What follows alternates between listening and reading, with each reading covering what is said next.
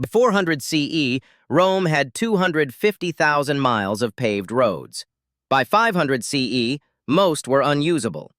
100 years. That's all it took for civilizations to completely forget how to maintain what they built. Every collapse has a story. Let's investigate. Here's what nobody tells you about the fall of empires. You can see it happening in the pavement. Not in the battles. Not in the political speeches. In the cracks spreading across a road that hasn't been repaired in 30 years. Between 1980 and 2020, the American Society of Civil Engineers gave U.S. infrastructure a grade of D+ every 4 years. The cost of deferred maintenance? $2.6 trillion by 2029. Rome's roads went from world-class to impassable in less time than America has existed as a country. But here's the question that should keep you up at night. Why does every empire stop maintaining what it built before it falls?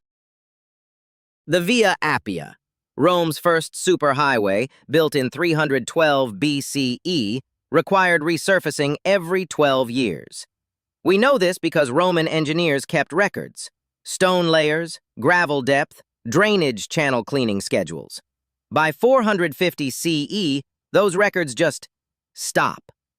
The Inca maintained 25,000 miles of stone-paved roads through the Andes using the mita system, rotational labor service. Every province sent workers. Every bridge got inspected quarterly. Then, in 1532, the Spanish arrived. By 1580, jungle had reclaimed roads that had been clear for 400 years. The Mughal Empire built 1,900 miles of Grand Trunk Road across India. Rest houses every 10 miles, maintained gardens, patrolled by imperial cavalry. In 1700, the system worked perfectly. By 1750, most rest houses were abandoned ruins. Rome, the Inca, the Abbasid Caliphate. 3 continents, 3 empires, and they all watched their infrastructure crumble in exactly the same way.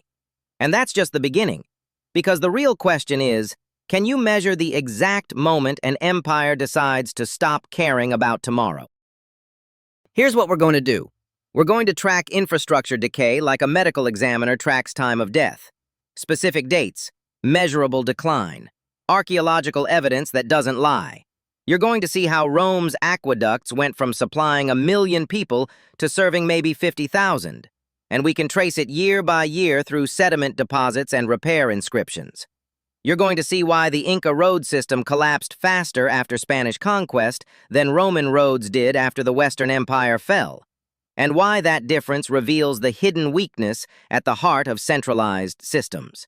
And at the end, we're going to look at one modern infrastructure system that's following the exact same timeline Rome's roads did.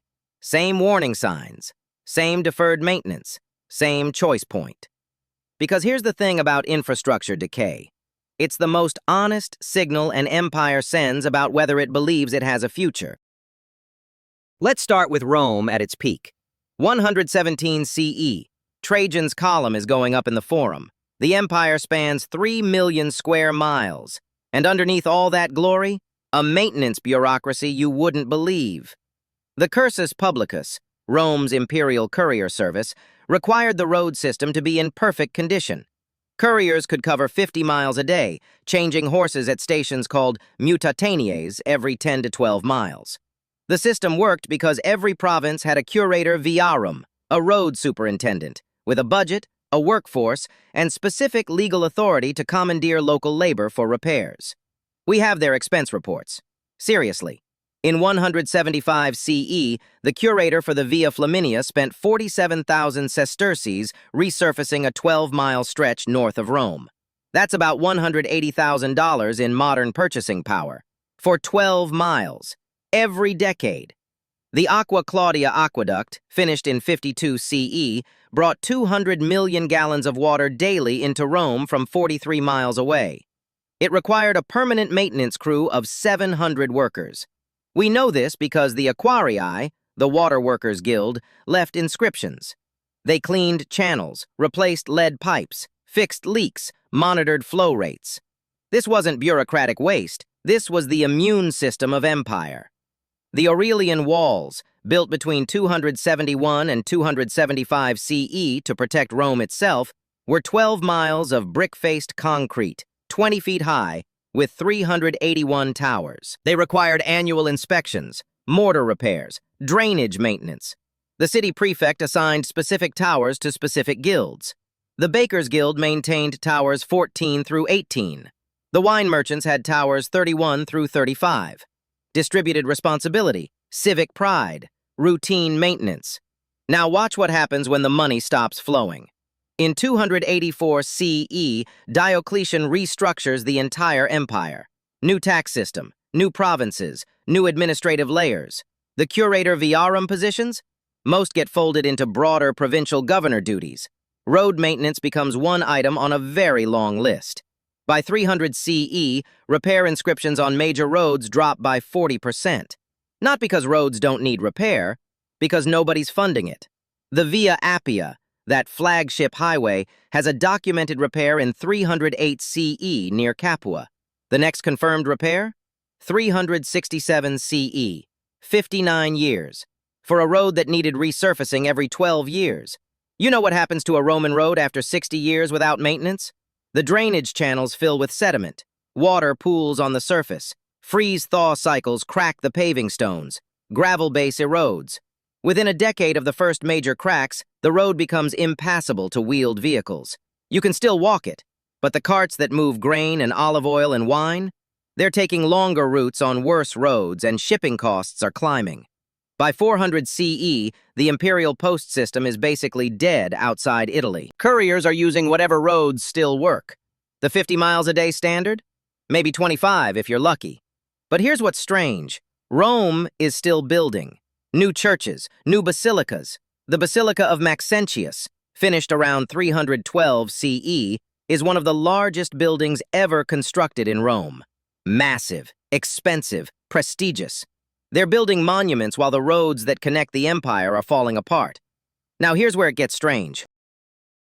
The Aqua Claudia brings us back to that original question. How does a civilization forget how to maintain what it built? In 410 CE, the Goths besiege Rome. They cut the aqueducts, standard siege tactic. After they leave, the aqueducts need repair. We have documentation that the Aqua Claudia gets emergency fixes in 412 CE. The 700-person maintenance crew that kept those roads passable? They disappeared within a generation. The funding mechanism, provincial taxes flowing to Rome, has broken down. So the repairs are incomplete, temporary. By 450 CE, only one aqueduct is still functioning at partial capacity, the Aqua Virgo, the smallest one. Rome's population has dropped from maybe 800,000 in 400 CE to perhaps 100,000 by 450 CE. Now here's the data that changes everything. Archaeologists can measure aqueduct flow rates by analyzing sediment deposits in the channels. The calcium carbonate buildup tells you how much water was flowing and for how long. The Aqua Claudia? Full flow stops between 455 and 470 CE. We can narrow it down to a 15-year window based on the sediment layers. And nobody writes about it. No historian mentions the day Rome's greatest aqueduct runs dry. It just happens. While everyone's focused on which general is marching on the city this year. Remember that question from the beginning? Why does every empire stop maintaining what it built before it falls? Here's the partial answer. Because maintenance is invisible until it fails. And by the time failure is visible, the systems that could fix it have already dissolved. The road superintendents whose positions were eliminated in 284 CE? By 400 CE, there's nobody left who remembers how the maintenance system even worked. The institutional knowledge is gone. The budget lines have been redirected to military payroll, which is also not being paid regularly, but that's another problem. But, and this is the part nobody talks about, the technology isn't lost. Roman engineering knowledge doesn't vanish. Aqueducts built in 50 CE are still standing in 450 CE. The concrete is fine. The arches are sound. What's lost is the will to maintain them. The political consensus that infrastructure matters more than the crisis of the moment. Let me show you how fast this can happen when the maintenance system is even more centralized. The Inca Empire in 1530.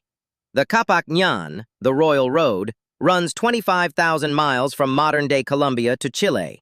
Stone-paved roads through mountains that make the Alps look gentle. Suspension bridges across gorges. Rest houses called tombos every 12 to 15 miles. The system works because of the MITA, rotational labor service. Every ILU, every community, owes labor to the state. Road maintenance is part of that obligation. It's not optional. It's not paid. It's civic duty backed by imperial authority. Bridges get inspected every 3 months. The suspension bridges, woven from grass cables, get completely rebuilt every year. Every single year. Because grass degrades. In 1532, Francisco Pizarro captures the Emperor Atahualpa at Cajamarca. By 1533, the Inca Empire is in civil war. The MITA system, which depends on imperial authority, fractures. Here's the timeline. 1534. Bridge maintenance continues in the core regions around Cuzco. Outer provinces start to lapse. 1540. Less than half of bridges are being maintained on schedule. 1545. Spanish colonial authorities try to preserve the road system. They issue orders. The orders are ignored because the Spanish don't have the legitimacy to command MITA labor, and they're not paying wages. 1560. Most mountain roads are still passable, but the suspension bridges are failing. Grass cables that should be replaced annually are 5, 6, 7 years old. They're starting to snap. 1580. 50 years after Pizarro lands, the Capacñan is largely abandoned. Jungle is reclaiming the coastal sections. Mountain sections are washing out in the rainy season. The Spanish are using mule trains on whatever paths still exist, but the integrated 25,000-mile network? Gone. 50 years. Faster than Rome. Why? Because the Inca system was more efficient and therefore more fragile. Centralized maintenance works beautifully until the center stops functioning. Then there's no backup, no local initiative, no alternative funding. The Spanish built new roads eventually, but they never rebuilt the Inca network. They didn't have the labor system. They didn't have the engineering knowledge for mountain roads at that altitude. They didn't have the political will. Now let's jump to India, 1700. The Mughal Empire under Aurangzeb controls most of the subcontinent. The Grand Trunk Road, 1,900 miles from Kabul to Calcutta, is the empire's circulatory system. Goods, armies, tax revenue, information. Every 10 miles, a sarai, a rest house, with water, stables, food. Imperial cavalry patrol the route. Bandits are rare because the penalties are severe. The system is funded by provincial governors who send tribute to Delhi. The tribute pays for road maintenance, sarai upkeep, patrol salaries. In 1707, Aurangzeb dies after a 49-year reign. The empire immediately fragments. Provincial governors start withholding tribute, not in open rebellion, just slow-walking it, sending less, claiming local expenses. By 1720, most sarais are operating without imperial funding. Some local governors maintain them, some don't. By 1735, the Maratha Empire controls huge sections of central India. The Nizam of Hyderabad is effectively independent in the south. The Nawab of Bengal is independent in the east. They're all technically Mughal vassals. None of them are maintaining the Grand Trunk Road at Mughal standards. By 1750, European travelers are writing about sarais in ruins, roads overgrown, bridges out. What was a 2-month journey from Delhi to Calcutta in 1700 is now a 4-month journey in 1750, if you survive the bandits. The Mughal emperors in Delhi are still issuing orders about road maintenance. The orders are ignored. Because political fragmentation means there's no enforcement mechanism. Same pattern, different empire. The infrastructure outlasts the political will to maintain it by maybe 20 years. Then it goes fast. But here's what all 3 of these cases are really showing us. Let's talk about the American Interstate Highway System. In 1956, the Federal Aid Highway Act authorizes 41,000 miles of limited access highways. Eisenhower calls it essential for national defense. The construction takes 35 years. It's finished in 1991. They were designed to last 50 years, assuming regular maintenance. In 2021, the American Society of Civil Engineers estimates that 43% of U.S. public roads are in poor or mediocre condition. 1 in 3 bridges needs repair or replacement. The backlog of deferred maintenance on highways alone is $786 billion. The interstate system is now past its design lifespan. Some sections are 65 years old. They need resurfacing, bridge replacement, drainage system overhauls. In 2023, the Federal Highway Administration reports that spending on highway maintenance has declined in real terms since 2002. Not in nominal dollars, in purchasing power. We're spending more money to do less maintenance because costs have risen and funding hasn't kept pace. Sound familiar? Here's the thing about infrastructure. It doesn't fail dramatically. It fails gradually, then suddenly.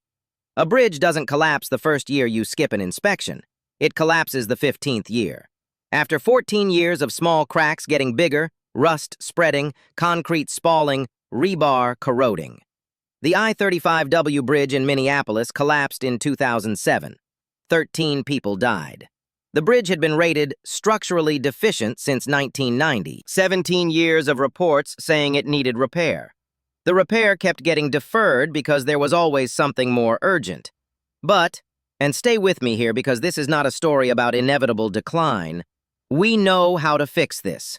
The technology exists. The engineering knowledge exists. The resources exist. What's missing is the political will to prioritize long-term maintenance over short-term wins. A new highway gets a ribbon-cutting ceremony. A resurfaced highway gets nothing. No photo op, no headlines, just roads that work. Rome could have maintained its roads. The engineering knowledge was there. The resources were there. The empire was still collecting taxes. What was missing was the institutional continuity and the political consensus that maintenance mattered more than building new basilicas. The Inca road system could have been preserved. The Spanish could have paid wages for maintenance instead of trying to command unpaid labor they had no legitimacy to demand. The Mughals could have maintained the Grand Trunk Road if the provincial governors had kept sending tribute to Delhi. But political fragmentation meant everyone was optimizing for local control, not imperial infrastructure. The pattern is always the same. Empires stop maintaining infrastructure when they stop believing in their own future. When the political horizon shrinks from decades to years to months, maintenance stops making sense. Why fix a bridge that'll last 50 years when you're not sure you'll control this province next year? The American interstate system is not doomed to follow Rome's roads into ruin.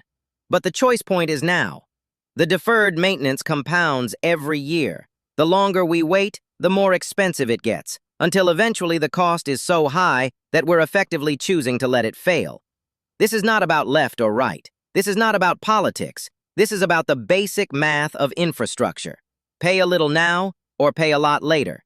There is no third option. Every empire that chose later ended up with roads they couldn't use and aqueducts that didn't flow. We can see them making that choice in real time through the archaeological record. We can measure the exact decade when maintenance stopped. And here's the uncomfortable truth. Future archaeologists will be able to measure our choice point too. They'll look at the interstate system, analyze the concrete, check the maintenance records, or lack thereof, and they'll pinpoint the decade when America decided whether infrastructure mattered. That decade is now. The question is, what will they find? By 400 CE, Rome had 250,000 miles of paved roads. By 500 CE, most were unusable. The roads didn't fail. The people who stopped believing those roads would matter next year. They failed. If crumbling roads are the first warning sign of imperial collapse, what comes next? That's what we're covering in the next video. The ones that show up even before the roads start cracking. That's the next video. Because every collapse has a story, and we're just getting started.